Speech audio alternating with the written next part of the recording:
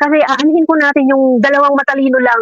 Kung dadalawa lang sila sa Senado, 22 yung kalaban, wala po tayong laban doon. Kaya kailangan natin yung tama yung sinasabi mo na lunukin muna natin si Bato, si Bongo, kahit na naiinis tayo sa kanila, kailangan natin nakakampi sa Senate. Kaya palagi na lang pong sabihin mo yun na kailangan talaga natin ng Duterte vote. Yun lang po.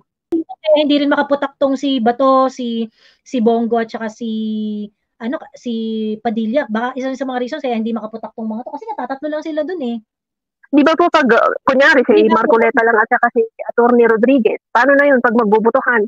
Di dadalawa lang sila kung ang anuhin natin walang nagawa. Kasi may mga Duterte vloggers din na ayaw na kay Bato at saka kay Bongo. Pero kung ilan lang sila, wala. Pagtatawanan pa tayo ng bangag na gobyerno ito. Kaya sila ganun mag-isip, nandun pa sila sa level ng pageantry. They are only looking at this election for the sake of the 2025 election. They're not looking at it as a precursor of the next election cycles. Ganon. Ang problema kasi, numbers game to eh. Paramihan to ng number. 'Di ba? So ngayon kung gagawin mo tong pageant, mamimili ka, ay ayoko nito kasi hindi masyadong ganyan. Si Robin Padilla, kahit nakakabwisit si Robin Padilla, kaso kakampi yun eh. I mean, ang point kasi is that hindi naman kasi natin talaga napakaliit lang napakaliit lang ng role natin dito sa buong political drama na ito. At yun na yung bumoto. Yun na yung bumoto. So, importante, above anything else, I think it's important na talagang i-impose natin yung boto natin dito sa mga to. Na meron kaming standard. If you're not going to operate within our standard, hindi na kayo makakakuha ng pwesto dyan sa gobyerno. Ganun dapat. Basta iboto natin ang ini-endorse ng mga Duterte. They know more than we do. Ang mga Duterte may alam, mas marami silang alam kumpara sa ating boboto. At we already trusted Duterte at na-prove na tama siya, na mali tayo, na bumoto tayo sa bangag. So, kung ano man sasabihin nila, sundin natin. And i-avoid na natin yung ma-divide pa ang votes nating mga Duterte supporters. Yan lang ang panawagan ko. Kasi 2025, kaya sinisira nila yung mga Duterte dahil sa 2028. So, wag tayong pumayag na tuluyan pang ma-divide at ma-divide. Kasi, like you said, numbers game ang election, hindi na mababago unless they change the entire government system. Kaya nga sabi mo, di ba, kahit nga kulugo, i-endorse ni PRRD, talagang iboboto. Ganun ang level. I mean, kasi proven na natin yung mga tao ni Marcos at ni Tambaloslos kung gaano sila ka-demonyo at napaka-anti-progress para sa Pilipinas. Butang ina.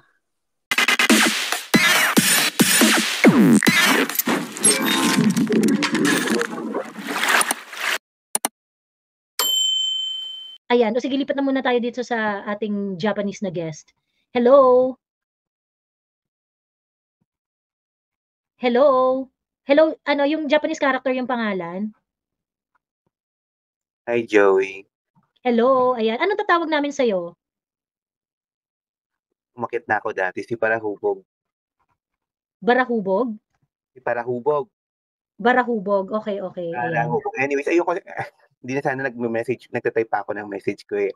Ayoko na sana i-share ko lang kasi sana ulit yung link ng statement ng DFA noong May of 2023 regarding dun sa binitay na Pinoy. May 2023? Yes. They released a statement last May of 2023. Naging topic din natin to last time eh. So, I did some research and yun lang nakita ko kung kasi gusto ko rin i-check kung may ginawa talaga yung government to save the life of that OFW. And based dun sa statement nila, yun na nga, convicted na talaga siya. And they are trying to negotiate with the family if they're going to napatawarin yung OFW and siguro magbayad ng blood money. Pero ang doon is may statement sila doon na wala silang budget for the blood money.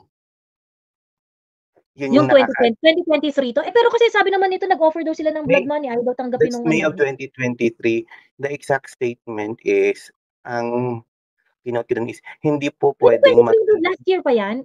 Ibang bita ito? Ibang bita itong tinutukoy natin? Kasi ito lang yung nakita kong article na nandun yung may number sila ng tawag dito, ng OFWs na naka-line up para ibitayin sa KSA. And ang sabi nila dito, hindi po pwedeng mag-allocate ng blood money for payment na kukunin sa ATN. So we appeal to fellow kababayans na medyo may kaya to share. Kasi pinag-aambagan yan yung blood money eh. Ayun. Kasi yung pagkakasabi ni BBM last time, nag-offer sila ng blood money. Oo, so diba? parang so saan nila kinuha yung blood money na yun? So yung dating nga sa akin is, nag-offer kayo ng blood money, yung statement nyo nga doon ng 2023, wala kayong budget doon. So saan nyo kinuha? Kung may offer talaga kayo. So parang, feeling ko, gumagawa-gawa na lang sila ng kwento just to, sugarcoat na may ginawa sila. When in fact, wala naman talaga silang ginawa to save the life of that. Correct. Oo. Kasi yung statement nila dun sa yung statement nila, yung lumabas na breaking information, breaking news about dun sa na yon. Teka ha. Ilabas ko lang ulit. Paano ba? Ba't hindi ko makita yung ko? Ano yan sa ko? Teka. Okay.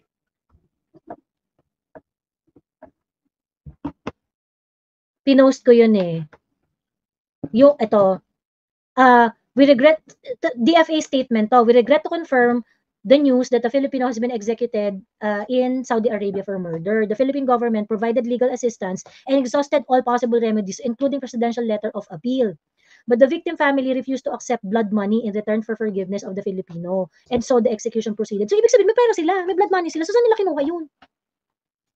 Ayun diba? Nga, pero yung dating kasi sa akin nga, kasi nga, nag-search talaga ako, talagang mag-effort yung government. So, yung nag-iisang article na nakita ko is from Philippine News Agency, and nung May 31 pa siya of 2023.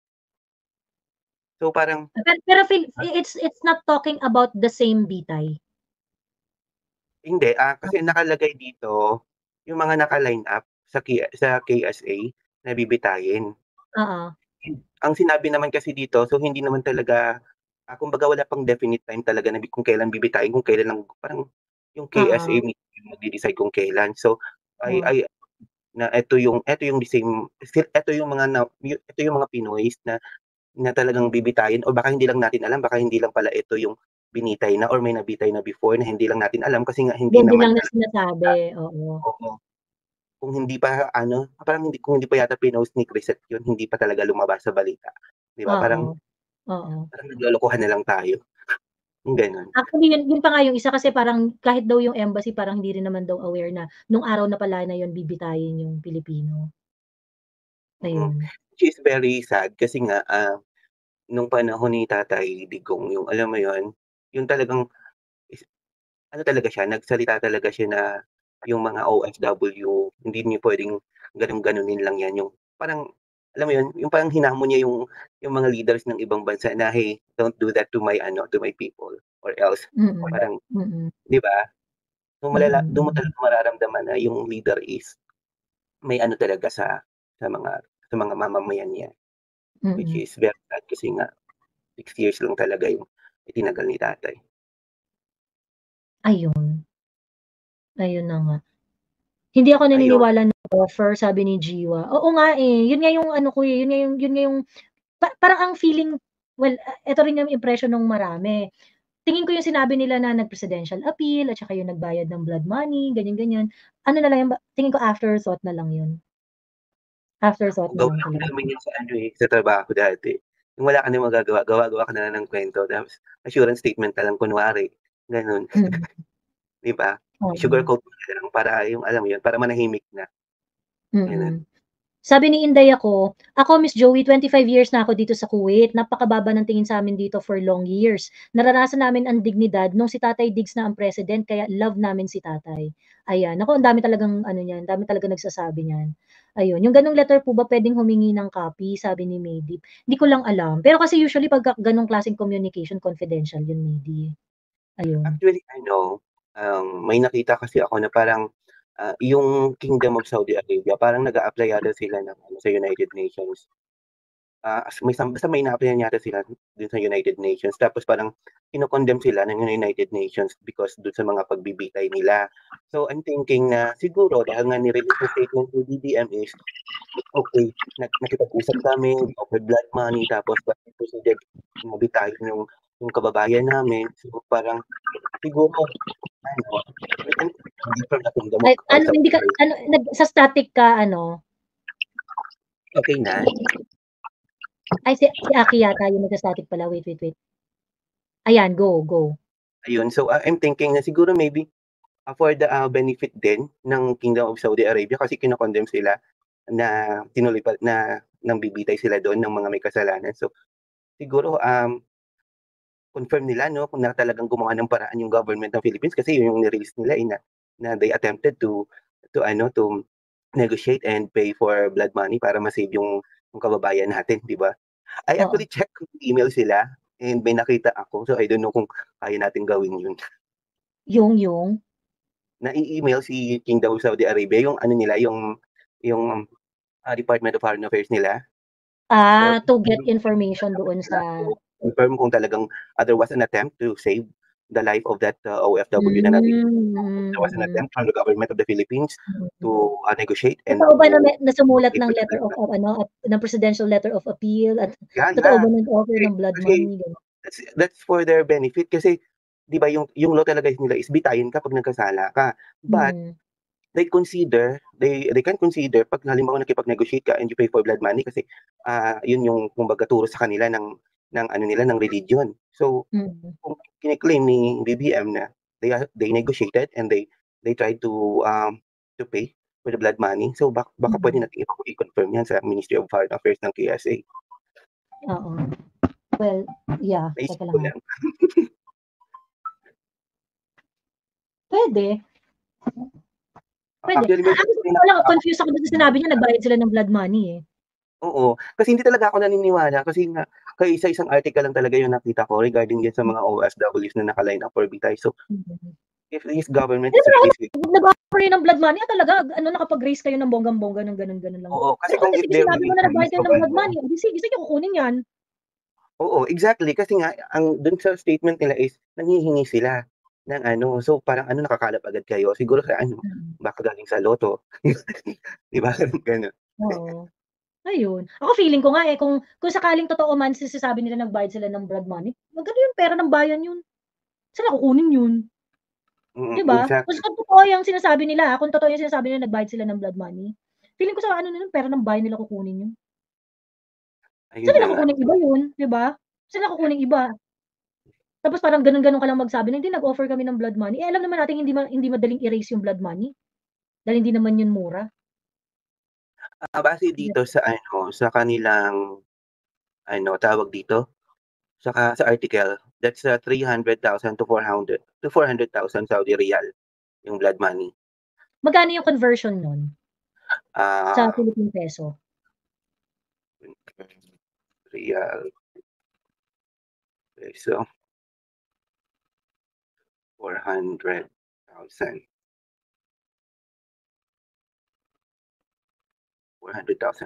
That's 6,103,000 pesos. Sa peso. More or less. Ayun. Okay, so malaki rin talaga, no? May talaga akong totoong nangyari kaya itinago nila ang pangalan ng OFW at para hindi ma-interview ang pamilya. Baka sinuhulan ng gobyerno ng pamilya para manahimik. Binigyan raw ng assistance nung patay na, di ba? Binigyan raw ng assistance tas yung mga anak parang makaka-receive ng mga scholarship or something like that. Siyempre, sasabihin niya binigyan ng assistance kasi nga, in case na bumulaga kasi yung family, pwedeng yung kagaya ninyo, yung mga vloggers, pwedeng tanungin niyo ng mga ano ba yung nung nakipag-coordinate ba sa inyo yung government or yung ahensya ng gobyerno regarding dun sa case nung kapamilya nyo, parang ganun. So mabubuking sila kasi pag, di ba? Kung may ginawa talaga or wala. So, style, di ba style naman yan talaga ng BBM administration na parang pagka kunwari meron silang nagawang hindi maganda sa iyo, babayaran ka na lang nila para hindi ka magsalita against them. Di ba? Exactly. Parang ganun yung style nila eh. Ganun yung nila. Kung naging na nga lang yun eh. Kung naging normal na nga lang sa government yung ganyan. Parang So hopefully, nitong darating na eleksyon, mapalitan na yung mga buhaya dyan sa Congress and manalo lahat ng mga i-endorse ni Inday at saka ni Tatay Digong para well, yun, alam mo, sorry to burst your bubble. Sorry to burst your bubble, but it's not really gonna change that much in 2025. Teka, shout out lang sa buhok ko, ang ganda-ganda. Meron akong binili na yung argan oil. Pagkatapos argan oil ako ng buhok, tapos maliligo ako. Tapos parang feeling ko, ganda ng buhok ko. Ganda dahil na doon sa argan shiny oil. Nga. Oo, shiny, no? Oo, ang ganda. Diba? Shout out sa buhok ko. Ayun. So, ayun, sorry to burst your bubble, pero I don't think talaga magkakaroon ng massive change yan pagdating ng election. Pagdating ng election, let's say, mapanalo natin lahat ng mga in-endorse ni PRRD. It is not really going to parang drastically change the landscape. Kasi yung mga napanalo natin na hino-hope natin na align kay PRRD, hindi natin alam kung pangangatawanan nila yung alignment nila kay PRRD na gano'n. So kumbaga parang we are really up for a heartbreak after 2025. Pero kaya nga ang sinasabi ko, nevertheless, mas okay nang ma-heartbreak dun sa isang bagay na at least iba kaysa dun sa naka-align dun sa gobyerno. Kasi yung naka-align sa gobyerno, pag yun ang binoto mo, sigurado talaga yun. Wala talagang paki sa'yo yun.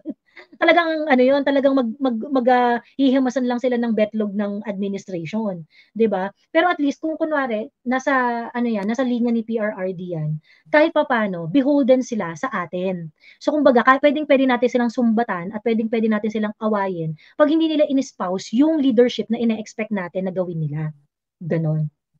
Is it going to make a dramatic change? I don't think it will. Pero yung Dutertista vote, okay, will be a formidable force in this democracy. Meaning kapag kunwari na-realize nitong mga nanunungkulan dito sa bansa natin, na kapag nakuha nila at nakinig sila sa Dutertista vote, maaari silang manalo. So ibig sabihin, mai-impose natin na para iboto namin kayo, kailangan meron kayong politika na align dun sa politika ni PRRD or ni Inday Sara. And that politics is the politics that is based on people. 'Di ba?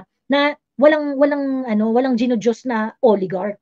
Ganon. Na nagdidesisyon para sa kapakanan ng tao. Nagdidesisyon para patatagin yung bansa. Hindi nagdidesisyon para patatagin yung kanya-kanya yung bulsa. Ganon.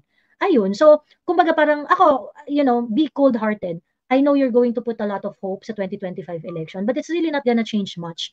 Ang kailangan natin dyan at mas dapat nating i-prioritize is really the making of statement.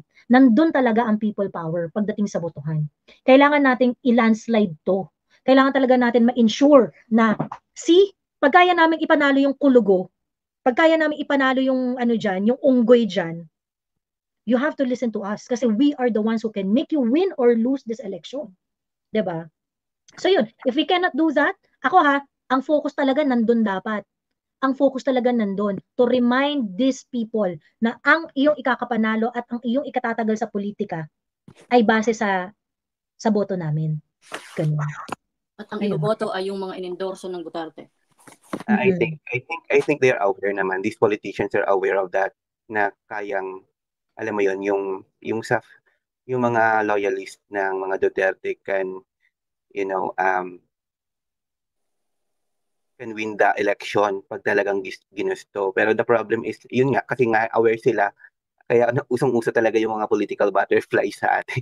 Yung pag malapit na election, sige, saglit, mabait muna ako sa ganito, di ba? So, I can actually, may mga nasisense kung kasi lagi naman ako nanonood ng mga vlogs nyo, halos, actually, hindi lang naman kayo yung sa mga Duterte, pati yung kabila. Gusto ko lang magkaroon ng comparison para makita ko kung sino ba talaga yung yung nagsasabi ng tama.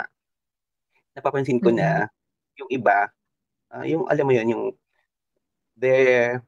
hindi masyadong leaning sa Duterte, pero yung nagpe-play safe lang din. Kasi nga, kailangan nila ng boto. Si Willie Revillame, no? Parang,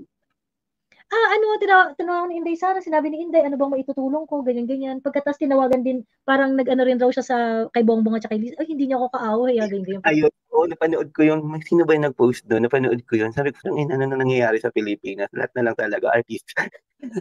Wala na, wala. Nakakatawa na lang talaga. Kaya minsan Oo. minsan talaga pinapatay ko na lang talaga yung TV pag kasi Oo. I high mean, blood dinudurog na, Willie Revillame talaga. Hindi mo kalaban yung mga, dinudurog na nga nila si PRRD at saka si Inday ng bonggang-bongga. Pagkatapos, hindi po ko kalaban. Hindi, kahit nga Kasi ayaw mo, nadurugin ka din. Kasi pagka nalaman nila, nakaibigan ka ng mga Duterte, dudurugin ka rin nila. Diba? Because kahit nga di ba? Kumbaga sa PDP talaga siya, pero sabi niya hindi daw siya oposisyon. Anong klaseng utak meron kayo, di ba? Parang tama ko na lang sa inyo. Sige na nga lang, importante pag nagkabotohan, eto boto mo. Pero kung sa pakinabang, wala ka talagang pakinabang. Yun lang. Totoo. So parang kasi kung yung parang ayaw pa nilang mag-opposition, bakit? Siguro dahil sa budget, ganyan. Pero parang, pwede. Pala, parang magkanya-kanya lang tayo ng bulsahan ng pera dito. 'Di ba? Hindi ko magets. I mean, it can only go so far yung sa budget. Pero parang dapat pagka panahon na ng oposisyon, panahon na ng oposisyon. Ang problema kasi, Joey, is may problema din kasi tayong mga yung tayong mga bumoboto. Kasi ganito, kagaya dito sa province ko, sa Iloilo, yung isang politiko dito na, alam mo yun, yung talagang nagsisilbi sa community, mayaman sila dati. Pero nakailang termino siya, namulubi siya. Kasi nga, yung mga tao sa bundok, pag bumababa dito sa bayan, lahat na lang hingi pang gatas, So, syempre, bigay naman siya ng bigay. Kasi pag hindi mo binigay, hindi ka iboboto. So, parang... Sino yan? Sino yan tinutukoy mo? Dito sa amin, sa province sa Iloilo. So, okay. So, parang dito lang sa namin, sa municipality namin. So, parang ngayon, tayo mismo ang nagtuturo sa ating mga politicians to be corrupt. Kasi nga, hindi kayo binigyan, hindi nyo iboboto. So, syempre, saan sila ng pambigay sa inyo? Kagaya nga, yun nga, isang example nga, yung isang konsehal dito na natapos yung termino niya, imbis na yung maman, talagang namulubi siya. Nabangkarote siya. Bigay siya ng bigay. And, actually, inamin rin yan ni Jessie Robredo na sabi niya gano'n, na parang, actually, meron talagang mga, kailangan niyang maghanap ng funds, yung mga not so legal na mga funds na nakokolek, kasi kailangan niya ng pera pambigay dun sa mga pumupunta sa kanya para pampalibing, pampaano. Siyempre, hindi mo i-charge sa munisipyo yun, di ba? Exactly. So, yun, siguro, I don't know kung anong mangyayari sa atin, kasi nga, kung hindi talaga magbabago yung tayo din, yung tayong mga, mga simpleng mamamayan ng bansa. Kung hindi tayo magbabago na lahat na lang parang iaasa natin sa gobyerno, so wala talagang mangyayari sa bansa natin. Yun lang. Ayun. Sabi ni Blurp Jomar, if manalo si VP Inday Sara sa 2028, tapos ayaw ipa-lifestyle check yung mga congressman ngayon, magwewelga ako, mag-isa sa harap ng palasyo, dala-dala placard, gigil na ako. Sana 2028, if si VP Inday Sara ang manalo, mag-declare ng 19th ko is the worst corrupt Congress in the entire Philippine history and the worst president as. Sana manalo para isulong yan. Grabe siya. Ayun. Well, ang tawag dito, ako talaga, kailangan talaga magkaroon ng true blue anti-corruption body. As in true blue talaga na it should be run like an NGO. Tapos, they would have a special personality na, alam mo yun, yung talagang pwede nila i-lifestyle check lahat or yung mga ganun. Kailangan talaga magkaroon ng totoong anti-corruption campaign. Ganyan. Ganun. Sa tingin ko, Joey, yung time ni Tatay Digong, nagawa yan kasi kahit takot sila kasi nga, anong sabi ni Tatay, pag pumunta kayo sa office sa government offices tapos hindi, parang nagtaray or hindi kayo pinansin, sumbong nyo sa akin. Alam mo yon, yung kind of leadership na takot at respeto at the same time. Alam mo yung takot silang gumawa ng kabulustugan kasi alam nilang may mga mechanism si PRRD noon kasi nga dahil nga doon sa 888 pwedeng magsumbong yung bayan, ganyan. Pero kasi yung mga malalaking korupsyon, like for example yung sa construction, yung mga ganyan, hindi naman nawala yun eh. Hindi naman nawala yun. Bumaba lang yung percentage ng mga SOP pero hindi pa rin siya nawala. Pagkatapos yung mga local transactions, yung mga ganyan, hindi pa rin yun nawala. And I think kung kasing idedepende mo siya kung kanino yung presidente, wala talaga tayong hindi talaga mauubos yan. Hindi talaga mauubos. Exactly, kasi nga, kumbaga grabe na yung ugat ng korupsyon. Kumbaga parang naging parte na ng ano, ng kultura ng mga Pinoy yung pagiging corrupt. So parang mahirap talaga siyang tanggalin sa ano sa sistema. And kasi ako nga nung i-share ko yung ano kasi nung kay ano, yun yung difference nung time ni Tatay Digong. Humingi ako ng tulong sa NLRC regarding kasi ni-report yung employer ko. Nung kinabukasan may inassign na agad sila na parang arbitrary, yung alam mo yung mag-aano ng ano ko, ng case ko. Ngayon, nung simula nung si Marcos na nag-report ulit ako kasi sa bago ko na namang employer, inabot na ng ilang buwan, wala man lang reply sa email. So, alam mo yun, yung ganun yung difference. Kumbaga, nung time ni Tati Digong, may action agad. Required kasi sila. May mechanism kasi, may 888 nun eh. Talagang yung office, yung parang presidential management kinembot, yung may hawak ng 888. Pag hindi nag-respond yung government agency within the required period, talagang mayayari sila. OP mismo ang magfa-follow up. Yun lang yung nakakamiss kasi nga, alam mo yung time na yun, parang pag inabuso ka or may something na hindi magandang nangyayari, may mapagsusumbungan ka. Pero ngayon, wala na. Kanino ka magsusumbong? Kasi nga, pati mga pulis nagkado. Diba? I don't know. Good luck na lang sa Ayun na nga. So anyway, Aki, thank you so much, Joey, for your time. Okay, thank you. Ayan, lipat na tayo sa susunod na magsasalita. Hello, Aki siya. Hello, Aki. Aki, magsalita ka! Hello. Ayan, hello. Ayan. Hello. Hello, Aki. Hello, naririnig niyo po ako? Yes, naririnig ka po, pero maingay po ang audio mo. Nandito ako ngayon sa Saudi. May siyampa na na susunod daw na bibitayin. Hello? Tapos? Tapos maybe next week, magre-renew ako ng kontrata. Iko-confirm ko na lang po. Pero dito po kasi, walang hindi gaya dyan sa Pilipinas na may news yung bang balita, yung mga nangyayari. Hindi ka pwedeng mag-picture or mag-video anywhere. Tapos ipopost mo. Kasi bawal yun eh. Kaya dito, walang bali-balita. Yung nangyaring nabitay last week, lang yun eh, parang kumbaga kung hindi pa nag-viral ng isang tagaloob ng DMW, hindi pa yun lalabas. Kasi dito, hindi in public. Sa Dubai, Qatar, UAE, Kuwait, mas maluwag. Mas maluwag sila, mas open country. Dito kasi hindi.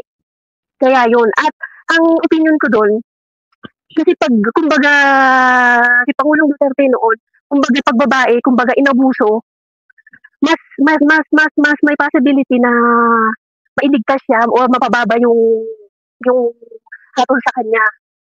Pero pag lalaki na nakapatay, yun nga lang the last na nakabangga lang siya eh. Binitay pa rin. Hindi pa yung nag-viral.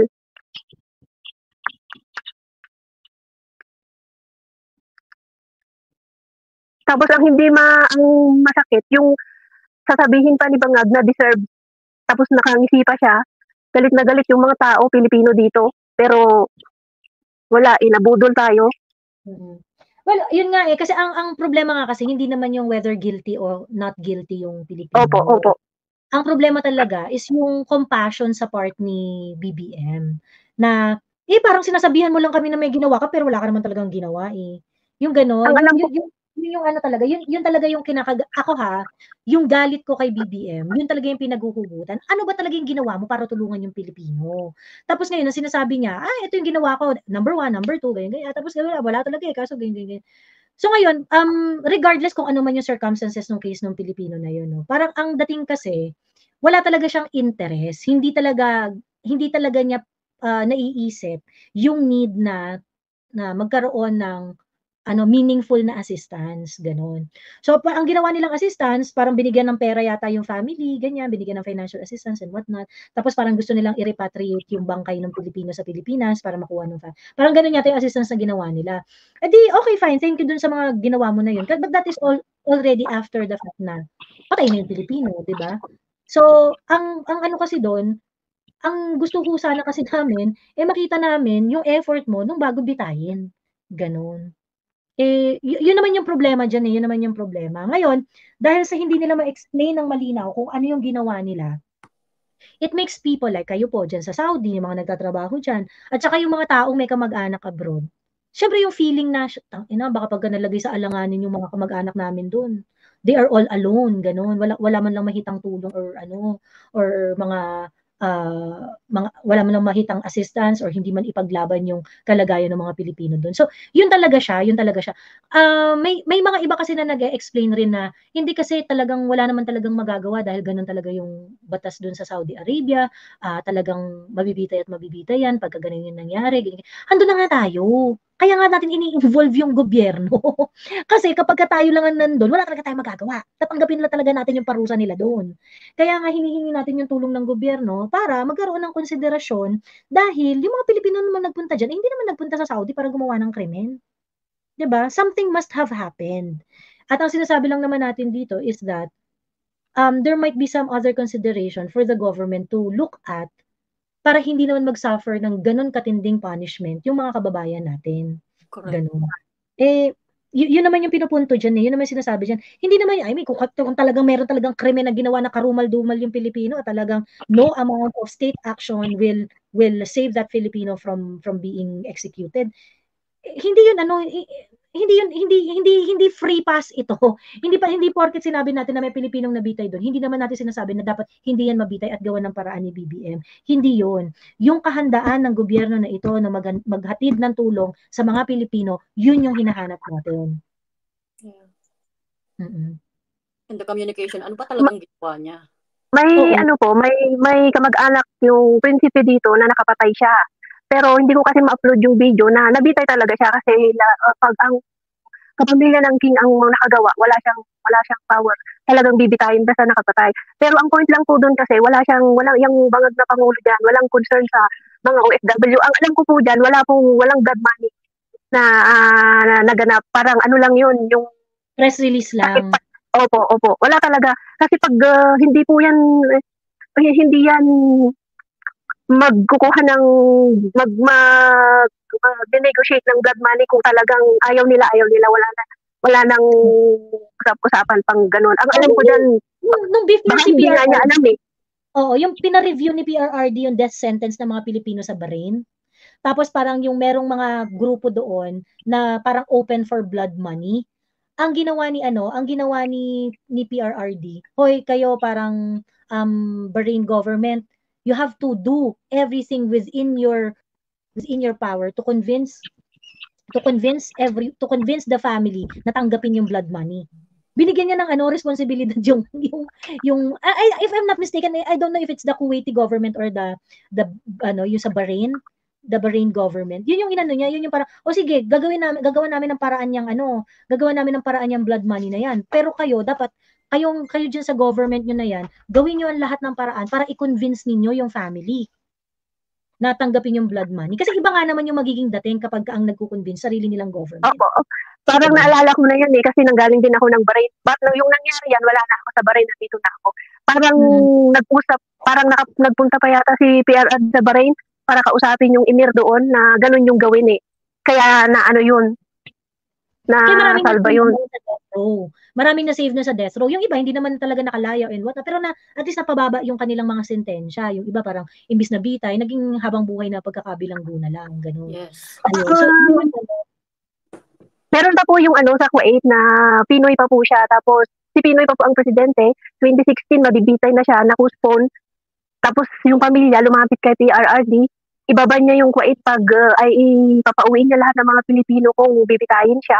Tapos, naging 5 years.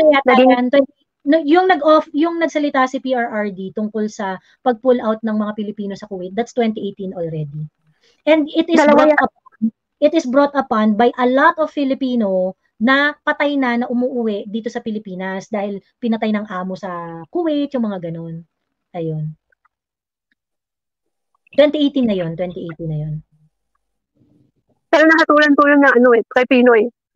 Na-postpone lang na-postpone. Kasi tapos hanggang sa dumating si PRRD yun na. At saka 2-3 yata yung sa Kuwait. Kaya kabubukas lang. Hindi ko na sigurado yung detalye. Pero yung nagsabi si PRRD na ipo-pull out niya yung mga Filipino workers sa Kuwait, 2018 na yun. 2018 na yun. Ayun. Miss Joey, ano na lang yung quantity versus quality sa mga senador. Yun na lang yung idikdik mo sa mga viewers mo every time na mag-vlog ka. Kasi aanhin po natin yung dalawang matalino lang.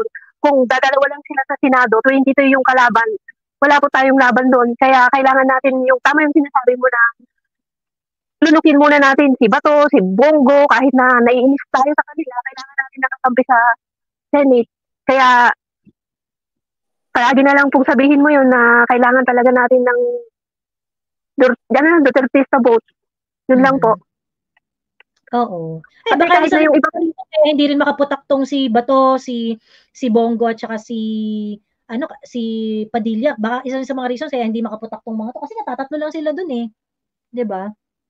Di ba po pag kunyari si Marcoleta lang at saka si Atty. Rodriguez, paano na yun pag magbubutuhan? Di dadalawa lang sila kung ang anuhin natin walang nagawa. Kasi may mga Duterte vloggers din ayaw na kay Bato at saka kay Bongo. Pero kung ilan lang sila, wala. Pagtatawanan pa tayo ng bangag na gobyerno ito. Patutuwa pa sila pag nawala Kaya sila ganun mag-isip, nandun pa sila sa level ng pageantry. They are only looking at this election for the sake of the 2025 election. They're not looking at it as a precursor of the next election cycles.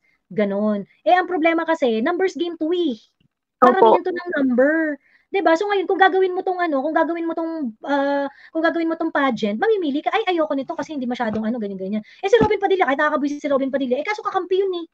'Di ba? Opo, nadagdagan lang natin kay Robin Padilla na ikaw Robin Padilla, umayos ka naman. O ikaw Bongo, kahit ba nabubisit kayo kay Bongo na hindi nagsasalita si Bongo, kaso kakampi yun eh. Opo, nadagdagan na naman ni mag-demand na lang tayo doon sa mga kakampi natin na i-level up nyo naman yung mga ninyo. Kasi next time, pagka kunwari, 2025, binoto pa rin natin sila. Pagkatas, nilagay pa rin nila sa alanganin yung, they supported the bangag policies and they still did not do anything para maggawa ng mga desisyon na para sa bayan. Magkakaalaman tayo later on. Ang point kasi is that hindi naman kasi natin talaga napakaliit lang ng role natin dito sa buong political drama na ito. At yun na yung bumoto. Yun na yung bumoto. So importante, above anything else, I think it's important na talagang i-impose natin yung boto natin dito sa mga to. Na meron kaming standard. If you're not going to operate within our standard, hindi na kayo makakakuha ng pwesto dyan sa gobyerno. Ganun dapat. Ayun. Miss Joey, dagdag ko lang, may group page po na ginawa si Miss Pebbles na ayoko na Ma'am, hindi, may lang ako kasi hindi po sa about sa away nyo or what. Kasi ngayon lang po nangyari na yung group page po namin na yon, siya po yung admin na against bangag. 1,500 po kami na member doon. Ang nag-upload po doon lahat, against na po kami lahat. Pero hindi po siya nagko-comment doon. Ngayon na October 10, naalis na po siya. Kumbaga, babalik daw po ng November 11. Sabi ko, ay siguro tinanggal na niya kasi lahat ng nagko-comment doon is against na sa bangag. Bumaliktad na siya. Kaya wala na yung 1,500 na mga nag-ano. Kaya yun na po siya sa trip niya. Diyos ko po. Wala po siyang bilang sa akin, sa aking buhay, at sa aking political orientation. Wala po siyang ambag sa opinion ko. Wala po siyang talino. Wala po siyang dapat space dito. So, yan yun na po yun. Ay, wala po akong paki sa kanya. Sabi ko, wag nang mag-comment doon para, kasi ilan na lang yung mga nagko-comment eh. Para syempre pag wala nang nagko-comment, wala na siya. Opo, tama. Kasi nasabihan ko. Kaya na po natin siya. Total wala naman po naniniwala sa kanya at wala namang nag-aano sa kanya. Nag-e-eme sa, wag na po, parang awa nyo na po, wag na. 'Di ba? Okay, well anyway, ayun, ang tawag dito. Punta na tayo po. Salamat. I'm pretty sure si Marie maraming sasabihin yan. Hello, Marimaraw. Ikaw yan, Marimaraw, di ba? Yes, di ba alam mo na nga. Alam ko yung boses mo eh. Lang yan. Ayan, go ka na. Hindi naman ako masyadong gigil. Konti lang. Go. Hindi, basta ako mananawagan lang ako sa nagsusubaybay dito. Basta iboto natin ang ini-endorse ng mga Duterte. They know more than we do. Ang mga Duterte may alam, mas marami silang alam kumpara sa ating boboto. At we already trusted Duterte at na-prove na tama siya, na mali tayo, na bumoto tayo sa bangag. So, kung ano man sasabihin nila, sundin natin. So, syempre, maraming ano dyan eh. So, and then, i-avoid na natin yung ma-divide pa ang votes nating mga Duterte supporters. Yan lang ang panawagan ko. Kasi 2025, kaya sinisira nila yung mga Duterte dahil sa 2028. So, wag tayong pumayag na tuluyan pang ma-divide at ma-divide. Kasi, like you said, numbers game ang election, hindi na mababago unless they change the entire government system. Sabi ni Johan M., okay ba si Philip Salvador as senator? Hindi. Pero we don't have a choice. Hindi, kasi sino ba choice? Meron ba choice? Wala na. O, alam naman, iboto mo yung mga tao ni Tambaluslos. Oo. Sa totoo lang, tama ka. Ano, Mariam, yung audio mo daw, masyadong mahina. Hello. Ayan. Kasi, lapit ka sa mic. Ayan. Nakalapit ko na nga sa iPad. Kaya nga sabi mo, di ba, kahit nga kulugo, i-endorse ni PRRD, talagang iboboto. Ganun ang level. I mean, kasi proven na natin yung mga tao ni Marcos at ni Tambaluslos kung gaano sila ka-demonyo at napaka-anti-progress para sa Pilipinas. Butang ina. Sorry, nagmura na ako. Galit na si Marimaraw, ayan. Talaga. Ang problema kasi ano talaga eh, parang wala talagang dapat kasi ang isip ng mga tao, when we have elections, pinag-iisipan natin yung hindi lang yung election na to. Kaya nga sabi ko sa inyo, huwag niyong ilagay yung pag-asa ninyo sa isang election. Walang mababago yan. Dapat ang isip ninyo, itong election na to, ang mangyayari dito, it is going to affect the result of the next elections. Ganon. Ganon dapat wag niyong gawing pageantry, wag niyong gawin na parang ay mas maganda to, ay hindi mas maganda to, ay may ganyan. Hindi. If we can make them realize that the power flows through us, then maalala nito mga politiko na to, ay kailangan pala namin i-please ang tao. Kailangan pala namin na gawin kung ano yung boses ng tao. So pag sinabi namin na ibalik ninyo ang PhilHealth money sa kanya, gagawin nila. 'Di ba? Ito si Benny Abante, 'di ba? Na parang ikaw Benny Abante, putak ina mo, hindi ka nakikinig sa mga mamamayan. Hindi ka naman nanalo bilang kongresista ng Manila. Ganyan. Dapat ganun din. Actually, importante yung Dutertista vote, lalo na sa mga locals eh. Sa totoo lang. Sa mga local officials. Yes. And local officials ay napaka-importante dahil yan alam mo yung pinakamaliliit na na government system ng Pilipinas. Yan yung pinakamalapit sa atin eh, 'di ba? Yun yung nagre-represent sa atin, 'di ba? Kaya nga nila eh, 'di ba nung simula nung nagbabayad sila, nagbabayad sila para palitan ang ano bang tawag yung sa ginawa nila? 'Di ba kaya iniisa-isa nila yung mga barangay captain, mga mayor, naman lahat kasi makukurap. Marami silang makukuhang magsisinungaling, pero yung makukuha nilang magsisinungaling mga kriminal. Pero ang pagsisinungaling magiging mukhang totoo lang yan up to a certain point. Ay nako.